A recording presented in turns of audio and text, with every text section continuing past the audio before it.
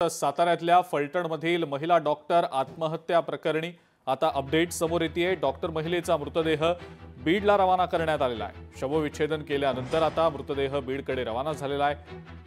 फलटणमधील महिला डॉक्टर आत्महत्या प्रकरणामध्ये आता डॉक्टर महिलेचा जो मृतदेह आहे तो शवविच्छेदनानंतर बीडकडे रवाना करण्यात आल्याची अपडेट आहे। फलटण उपजिल्हा रुग्णालयात कार्यरत असलेल्या डॉक्टर संपदा मुंडे यांनी आत्महत्या केल्यानंतर त्यांच्या हातावर लिहिलेल्या सुसाइड नोटमधील गंभीर आरोपांमुळे या प्रकरणाने राज्यभरामध्ये आता एकच खळबळ उडालेली आहे। शवविच्छेदन प्रक्रिया पूर्ण झाल्यानंतर आज दुपारी डॉक्टरचा मृतदेह त्यांच्या मूळ गावी बीडकडे रवाना करण्यात आला।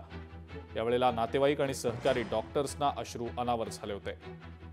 दोषींवर कठोर कारवाई व्हावी अशी मागणी नातेवाईकांनी पुन्हा एकदा केलेली आहे। मात्र फलटणमधल्या या घटनेनंतर संपूर्ण मेडिकल कम्युनिटीमध्ये संताप आहे, शोककळा आहे। तपासाच्या दिशेने आता सर्वांचंच लक्ष लागलेलं आहे। हरिदास तावरे आपले बीडचे प्रतिनिधी आपल्या सोबत आहेत सध्या फोन लाईनवरनं।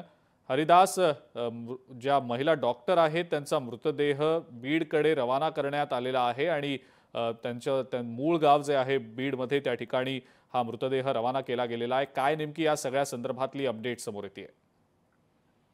नक्कीच या ठिकाणी सांगता येईल की संपदा मुंडे यांनी स्वतः आत्महत्या केल्याचा जो प्रकार आहे तो उघडकीस आलेला आहे। आणि विशेष म्हणजे त्यांच्या हातावर जी सुसाईड नोट लिहिली होती त्या सुसाईड नोट मधून जे धक्कादायक जे समोर येत आहे, यामुळे आता इथली जी नागरिक आहेत त्यांचे नातेवाईक आहेत ते मात्र संतप्त झालेले आहेत।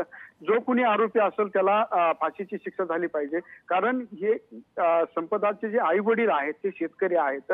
अत्यंत हालाकीच्या परिस्थितीमध्ये संपदाला शिकवलं, लहानाचं मोठं केलं। अक्षरशः तिला एका ग्रामीण भागातून कवडगाव नावाचं वडवणी तालुक्यातील जे गाव आहे या गावातून मुलीला डॉक्टर केलं आणि अक्षरशः त्या मुलीनं स्वतःचं जीवन संपवलं। ही अत्यंत दुःखदायक गावाला, संपूर्ण गावाला तर बीड जिल्ह्याला एक चुटकी लागण्यासारखी गोष्ट झाली। कारण मुलीनं आतापर्यंत एवढं मोठं शिक्षण घेतलं, मोठी झाली, डॉक्टर झाली आणि अक्षरशः हे टोकाचं पाऊल का उचललं असा प्रश्न आता सर्वसामान्यांपुढे नातेवाईक मात्र या ठिकाणी संतप्त झालेले या ठिकाणी पाहायला मिळतात।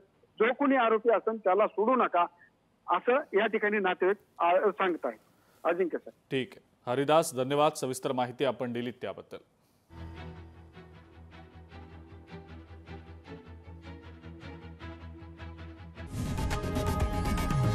लोकशाही मराठी ऐका, पहा, जागरूक रहा।